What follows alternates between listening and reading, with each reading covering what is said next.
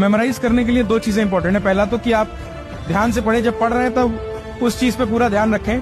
तो अगर मान लीजिए 5 मिनट पढ़ा और फिर 5 मिनट ध्यान भटक गया तो वो चीजें याद रख पाना मुश्किल होगा। और दूसरी चीज होती है बार बार रिवाइज करना।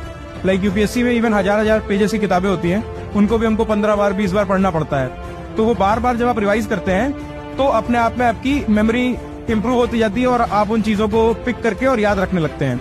और एक थोड़ा स्ट्रेटेजी का भी तरीका होता है कि जैसे आप अपनी बुक मान लीजिए वाले वो शुरुआत में 1000 पन्ने की थी, लेकिन धीरे धीरे आप उसको कंप्रेस करते जाएं। किस प्रकार? आपको नई किताब लिखने की जरूरत नहीं है, उसी में पेंसिल से अंडरलाइन करें, फिर अगले रिवीजन में मान लीजिए पेन से गोला बना दिया इंपॉर्टेंट वर्ड्स या फ्रेजेस को, फिर अगले रिवीजन में हाईलाइटर चला दिया। तो इस तरह से आपकी जो बुक होती है वो कंसाइज होती जाती है। हर सब्सिक्वेंट रिवीजन के साथ आपको और कम कंटेंट पढ़ना पड़ता है और उसके बाद क्या होता है कि आपका दिमाग एक ही शब्द से पूरा सेंटेंस याद रखने लगता है। तो ये कुछ तरीके होते हैं आपको अपनी मेमोरी इंप्रूव करने के।